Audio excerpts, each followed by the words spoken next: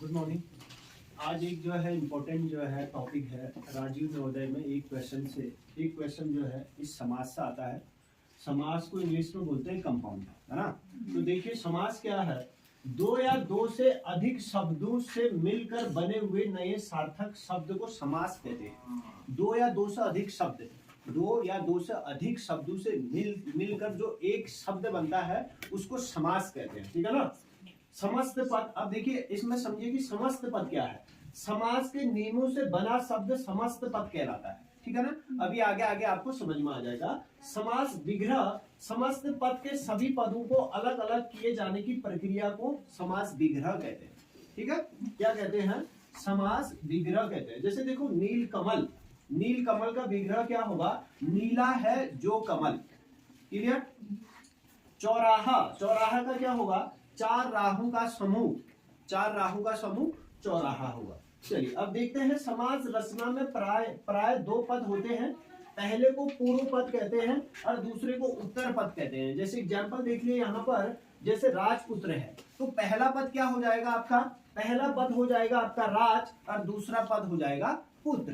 तो इसका अगर समास विग्रह करेंगे तो क्या हो जाएगा? राजा का पुत्र। चलिए समास के भेद, अभी तक हमने क्या पढ़ा था? समास पढ़ा था। समास क्या है भाई? दो या दो से अधिक शब्दों के मिलकर जो नए शब्द बनते हैं उन्हें समास कहते हैं। दो या दो से अधिक शब्दों के मेल से जो एक तीसरा शब्द बनता है उसको समास कहते हैं, ठीक है ना। ये आपको पता चल गया है। समास विग्रह भी आपको पता चल गया है कि समास विग्रह क्या है। क्या है समास विग्रह? समस्त पदों के सभी पदों को अलग अलग किए जाने की प्रक्रिया को समास विग्रह कहते हैं। बिल्कुल, समस्त पद के सभी पदों को अलग अलग करने की प्रक्रिया को क्या कहते हैं? समास विग्रह कहते हैं। आज हम चले जो है समास के भेद। समाज के मोस्टली 6 प्रकार के समास होते हैं। पहला है अव्ययी भाव समास, इनके बारे में इसके बाद जो है हम डिटेल से पढ़ेंगे हर एक समास के बारे में। दूसरा है आपका तत्पुरुष समास, तीसरा है आपका कर्मधारय समास, चौथा है आपका द्विगु समास, पांचवा है आपका द्वंद्व समास, छठा है आपका बहुब्रीहि समास। ये बहुब्रीहि समास बहुत इंपॉर्टेंट है ना। इस बहुब्रीहि समास से जो है एक क्वेश्चन बनता है, पिछले बार भी राजीव नवोदय में बना था, तो इस बार भी पॉसिबिलिटीज है कि 90% इसी समास से एक क्वेश्चन पूछ लिया जाएगा, है ना। तो इसमें अभी आगे हम पढ़ेंगे, हम बताएंगे। अब पदों की प्रधानता के आधार पर वर्गीकरण, पदों की प्रधानता के आधार पर इसका वर्गीकरण ये 4 प्रकार का होता है। पदों की प्रधानता देखो मैंने आपको बताया था ना, समास में 2 पद होते हैं। एक क्या होता है? पूर्व पद होता है, एक उत्तर पद होता है। जो भी शब्द होता है उस सब 2 या 2 से अधिक शब्दों से मिलकर बने हुए कहता है ना समास। तो 2 पद इसमें होते हैं। एक पद होता है पूर्व पद, दूसरा पद होता है उत्तर पद। यानी कि पूर्व पद और उत्तर पद का मतलब क्या है? पूर्व और उत्तर पद का मतलब ये है जो पूर्व पद प्रधान हो, यानी कि पहला पद प्रधान हो। अभी हम आपको बताएंगे, जैसे कि प्रतिदिन, प्रति प्लस दिन, प्रतिदिन क्या होगा इसका? प्रत्येक का क्या होगा? प्रतिदिन हो जाएगा, ठीक है ना। तो इसमें पूर्व पद क्या होगा भाई? प्रतिदिन में यहां पर मैं लिख देता हूं, पूर्व पद क्या होगा? प्रतिदिन, प्रति प्लस दिन, ठीक है ना। तो ये पहला पद जो प्रति है ये होगा पूर्व पद और ये होगा उत्तर पद। क्लियर है इतनी बात? नेक्स्ट आया आपका बहुब्रीहि समास। बहुब्रीहि समास का जैसे आपको कई बार बताया भी गया है। बहुब्रीहि समास का क्या होता है? अच्छा हम यहाँ बोल दिए ना। अब उत्तर पद, पदों की प्रधानता के आधार पर वर्गीकरण 4 प्रकार के होते हैं। पूर्व पद प्रधान किसका होता है? अव्ययी भाव समास का होता है पूर्व पद प्रधान, ठीक है ना। पूर्व पद का ही ज्यादा होगा उसको। उत्तर पद किसका होता है? यानी कि बाद वाला उत्तर पद प्रधान होता है तत्पुरुष समास का, कर्मधारय का, द्विगु समास का। क्लियर है इतनी बात? अब कैसे होगा ये जब इनको हम डिटेल में पढ़ेंगे तो वहां पर आपको पता चल जाएगा कि कैसे होगा। दोनों पद प्रधान किसके होते हैं? दोनों पद, देखो उत्तर पद भी और पूर्व पद भी क्या होगा? दोनों प्रधान होंगे इसके, ठीक है ना। इसको ये कौन सा समास होगा? द्वंद्व समास होगा। जैसे एक एग्जांपल मैं आपको बता दूं कि क्या है, नदी और नाले।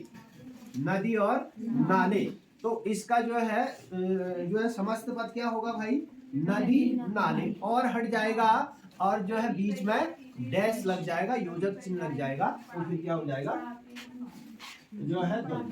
अब दोनों पद अप्रधान, मतलब कि दोनों पद अर्धान जो है प्रधान नहीं है, इसमें अप्रधान है। ये दोनों पदों को छोड़कर कोई तीसरा अर्थ देता है। जैसे एग्जांपल बताऊं, लंबोदर, लंबोदर, तो लंबोदर इसमें दो पद है, लंबधन उदर। लंबोदर, लंबा है उदर जिसका, अगर समास विग्रह होगा तो लंबा है उदर जिसका, किसका, उदर मतलब पेट, उदर मतलब पेट, तो लंबा है उदर जिसका, किसका होता है भाई लंबा उदर, गणेश का होता है लंबा उदर। देखा आपने गणेश का पेट इतना बड़ा। तो ये पहला पद पूर्व पद और उत्तर पद को छोड़ दे रहा है और एक नया अर्थ ले रहा है। क्या बोल रहा है? नया अर्थ दे रहा है ना ये। देखो किसका होता है भाई, जैसे जो है अगला एग्जाम्पल है इसमें, दशानन, 10 है जिसके आनंद, किसके होते हैं भाई, 10 आनंद मतलब सर, किसके होते हैं 10 आनंद, रावण के होते हैं 10 आनंद। अगला है इसमें जो है चतुर्भुज, चतुर्भुज इसकी है 4 भुजाएं, 4 भुजाएं किसकी होती हैं, विष्णु भगवान की होती है 4 भुजाएं, ठीक है।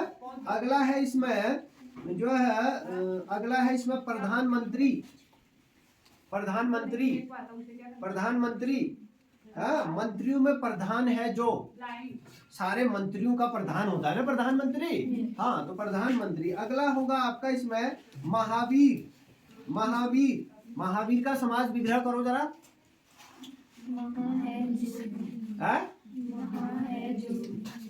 महान है जो वीर, कौन है भाई, कौन है, कौन सा अर्थ दे रहा है, महान है जो वीर, कौन सा अर्थ दे रहा है, कौन सा अर्थ दे रहा है, महान वीर है जो, हनुमान, हनुमान, कोई तीसरा अर्थ दे रहा है ना। हाँ, तो इनको ध्यान रखेंगे, ये पिछली बार पूछा हुआ था, तो इस बार कहीं ना कहीं इसी से पूछ ले। अभी हम इसको जो है और हम जो है क्या करेंगे, इसको डिटेल से इसको पढ़ेंगे, कुछ एग्जाम्पल ये, ठीक है। धन्यवाद। चलिए देखिए, अव्ययीभाव समास क्या है। ये जो है पहला टाइप है इस समास का, जिस समास का पूर्व पद, अच्छा का नहीं लिखा यहाँ पर, जिस समास का पूर्व पद क्या हो, प्रधान हो। अभी बताया था आपको, पूर्व पद प्रधान हो अव्ययीभाव समास कहते हैं। पहचान क्या होगी इसकी, पहले पद की पहचान क्या होगी, ये आपको देखना है। पहला पद जो होगा पूर्व पद प्रधान होगा तो अनु, आ, प्रति, यथा, यावत, हर आदि होता है इसमें जो है पहला पद, ठीक है ना। अब इसमें हम एग्जाम्पल देखेंगे, पूर्व पद, उत्तर पद, समस्त पद और विग्रह। ये आपको ये देखना पड़ेगा आपको, तभी आपको अगर समास पूछा जाएगा कौन सा समास है तब आप बता पाएंगे।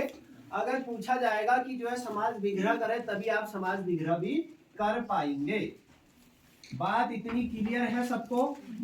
चलिए अब देखते हैं हम, पहला एग्जाम्पल है इसका, पहला पद होगा प्रति और यहाँ हो जाएगा उत्तर पद दिन। समस्त पद क्या होगा, प्रत्येक। समस्त पद क्या होगा, प्रतिदिन। क्या होगा, प्रतिदिन। समस्त पद प्रतिदिन होगा। विग्रह क्या होगा भाई, विग्रह क्या होगा, प्रत्येक दिन। विग्रह क्या हो जाएगा, प्रत्येक दिन। तो ये इसका समास विग्रह। देखिए पूर्व पद, अब ये प्रति प्रधान होगा।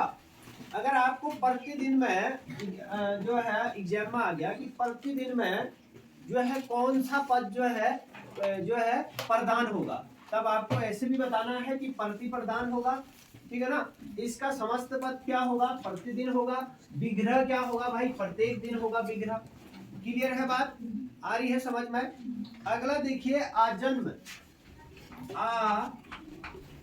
जन्म, और इसका जो है समस्त पद बन जाएगा आजन्म, और विग्रह क्या हो जाएगा, आजन्म कह रहा है तो विग्रह क्या हो जाएगा भाई, जन्म से लेकर। जन्म से लेकर आजन्म है, ये कहते हैं ना, आपने सुना भी होगा कहीं पे कि जन्म से ही ऐसी है।